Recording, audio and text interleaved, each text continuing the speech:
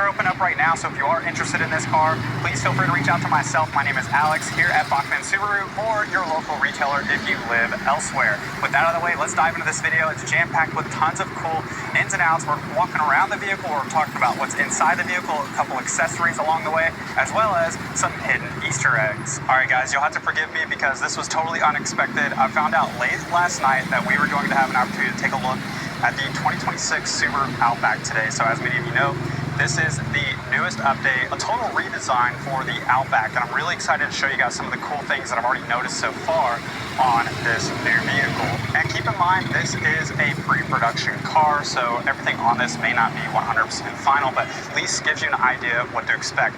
I believe this is the magnetite gray metallic, an absolutely beautiful metallic gray, and it's got the 18-inch alloy wheels. I don't know, this is the limited trim. I don't know if the limited is going to have the fully black alloy painted wheels, but that's what this one appears to have.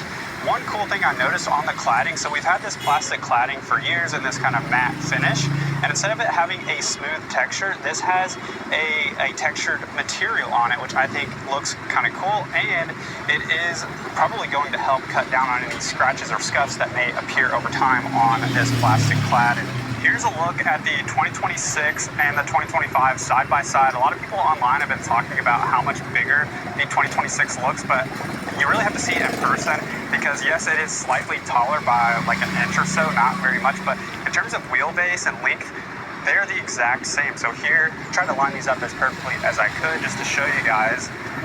They are what appears to be virtually the same length. Now, obviously the rear deck lid, the front look different, and they are virtually the same size with the exception of more height in the roof. This new design hood also is flatter and makes that look, it gives the appearance of more width compared to this one that has more contours in it in the older generation. So online, I will agree, it does appear to look bigger, but in person, it actually looks smaller than I expected it to be.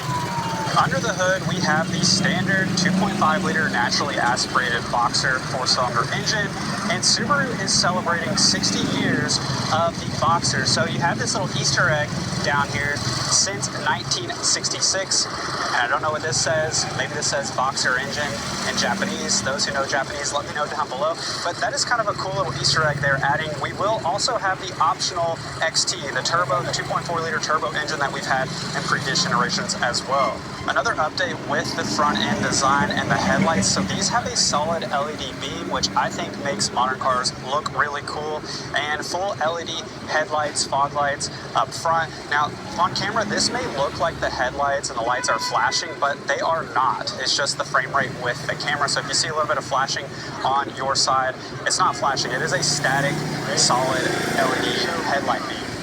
Up top, we did get a revised ladder style roof rail system. So this is something that's going to accommodate more weight. So if you do like to go car camping, you want to have your rooftop tent on top, this will accommodate. It has 220-pound dynamic moving weight capacity as well as 800 static. So sitting still, this will hold up to 800 pounds. And something kind of cool they added with this generation is little notches. You'll notice this will help you align your crossbars evenly from side to side so they're not off center. And previously with the Outback, if you were loading things up on your roof rack, you had to use this step here. That can be helpful, but Subaru has added now an available optional accessory for step rails down below the bottom of your vehicle. So that'll make it even easier for those who want to reach things on the roof, whether you have a rooftop tent, your kayaks up there, or a storage box. This is something that will be much easier to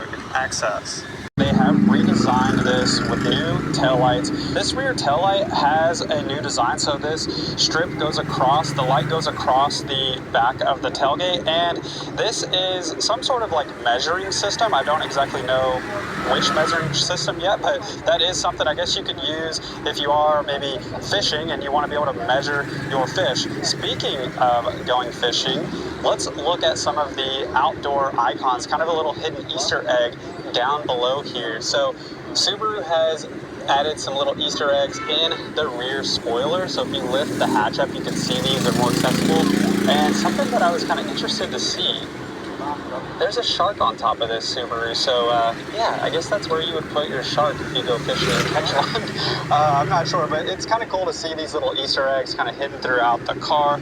You also have little measuring systems hidden inside these rear hatch door jambs, showing you kind of measurements for fitting different size dogs in your cargo area, for your crates, as well as in your seating area. So some other cool little elements that you might not notice right away. This one has a power liftgate, but Subaru for 2026 model year did remove the hands-free option. So I've shown you guys that in the past and even in my previous video, but for this new generation, they won't have that. Something really cool they updated with this rear cargo area is the accessory for your cargo cover. So no longer is it this big, bulky, heavy cargo cover. Instead of it's like this cloth material that is washable. It's really cool because it has these little magnetic clips here.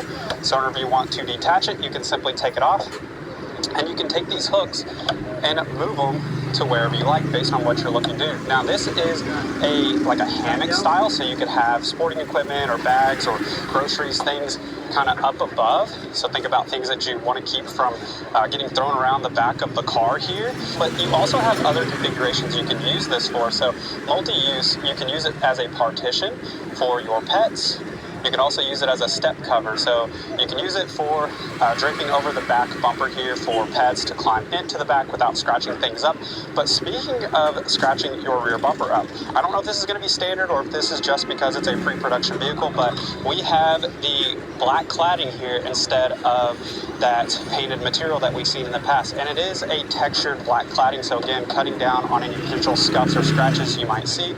Something else cool, Subaru has added this embossed lettering across the back of that wide rear bumper. And for those who are interested in getting a rear trailer hitch, something cool Subaru has thought of is that they have totally redesigned seats for additional comfort.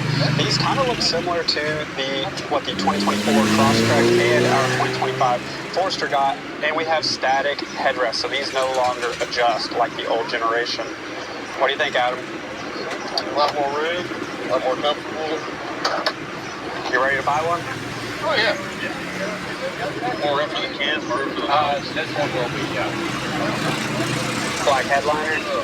headliner here is much nicer. Less likely to stay.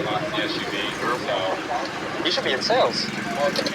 I don't know if this headliner is standard, but I really hope it is. This has a cloth-like material. It is black headliner. If you look at the previous generation, most of those came, with the exception of the Wilderness, came with a light gray interior. And you think about it, if you go up here to touch your visor, touch your headliner, it gets dirty very easily. And this instead will hide a lot of that dirt that you might otherwise get on there. So again, I don't know if this is just for the pre-production, but I hope that the black headliner does stay standard on the 26 Outback. Right now, you may notice Subaru also updated the cup holder inserts here for all four doors. So you have this carpeted material that will cut down on noise and vibrations that you hear when your water bottles are sitting in there. And this is a 32-ounce water bottle that fits nice and still even has a little bit of extra room.